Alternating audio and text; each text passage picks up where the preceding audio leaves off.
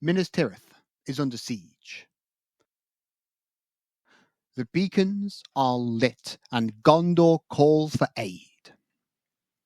And who should answer but Henry V, warrior king of England, leading an army of 10,000 English and Welshmen.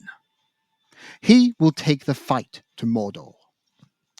But Sauron is not without his own forces and tricks.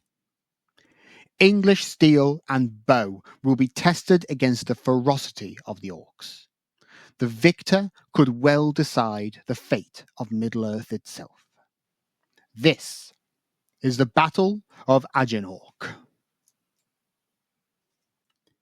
It is spring 3019 of the Third Age, and 'tis a grim time for Gondor. The Ramus Echor, the walls surrounding the fields of Pelennor, have been breached by a huge host of orcs and those men loyal to Sauron. Gondor calls for aid, and in the west, English war galleys displaying the cross of St. George and bristling with archers and men-at-arms are seen from the Gondorian coast. Henry V stands upon the lead galley, a red arrow clasped in his hand, alongside a letter from the steward Denethor, promising great amounts of silver and valuable trade deals in Gondor's rich ports should he come to Gondor's aid. As such, leading an army of 10,000 English and Welsh troops, veterans of his campaigns in Wales, England and France, Henry will see the destruction of this so-called Dark Lord. His fleet stops at Dol Amroth, where he meets with Prince Imrahil, at this moment leaving to reinforce Minas Tirith. The prince initially asks for the king to march on Minas Tirith to aid the siege, but instead it is decided that the English host will sail directly up the Anduin to threaten the rear of Sauron's armies, cutting off their supply lines and raiding their lands. Staying in Dol Amroth only long enough to resupply, and for the king and prince to share stories of their noble exploits. The English army sets forth once again, and Imrahil marches to Minas Tirith. Although the southern coast of Gondor is beset by corsairs, the small and light corsair ships are no match for the hulking war galleys of the English when they are bristling with archers. Although the slow-moving English ships have no hopes of catching the much faster corsair ships in battle, as such the corsairs soon learn to simply avoid the English fleet. Although disappointed at the lost opportunity of claiming some of these craft, the English army sails on, landing at Pillaging and then crossing the Anduin on the backs of their ships into southern Ithilien. This is where the English army liaise with a small group of Ithilien rangers, who would act as scouts and were experts on the local terrain. Henry surveys the maps that the rangers bought, decides that he would set up base within the half-ruined fortress of Bar Hurin. Wasting no time, he marches his army upon the city. The orcish garrison of the city was small, only a token force and clearly not expecting a battle. Still, pushed on by their taskmasters, the orcs prepare to defend the walls. Knowing he did not have the time for a long siege, Henry orders the establishment of a siege camp and reveals a weapon he had brought all the way from France, a style of weapon yet to be unleashed against the armies of Sauron. Cannon. The cannons blast away at the aged walls and the precarious wooden palisades the orcs had built. Within a week, a large breach had been formed. Henry V, fearing orc reinforcements, quickly prepares to take the castle by storm. Although the first couple of attempts of storms are repulsed by desperate orcish ranks and the steep banks of the city, Henry V, eager to test the orcs, personally leads his elite household knights in the storm, calling upon his troops to rally. Once more upon the breach, dear friends, once more, or close the wall up with our English dead.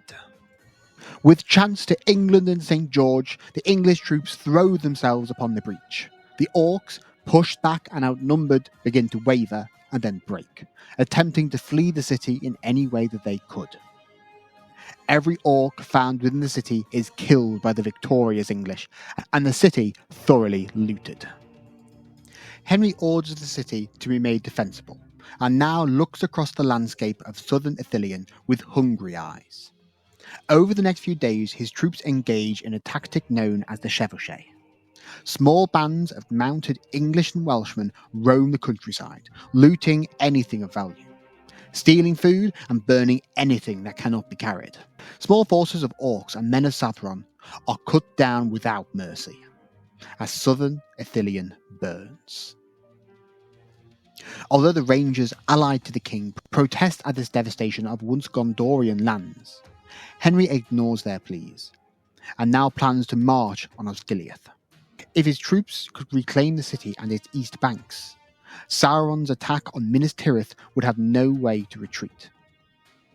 Marshalling his army, he leaves a garrison of 2,000 men to defend Barhurin, and takes a bulk of his force north, burning and pillaging as he did so.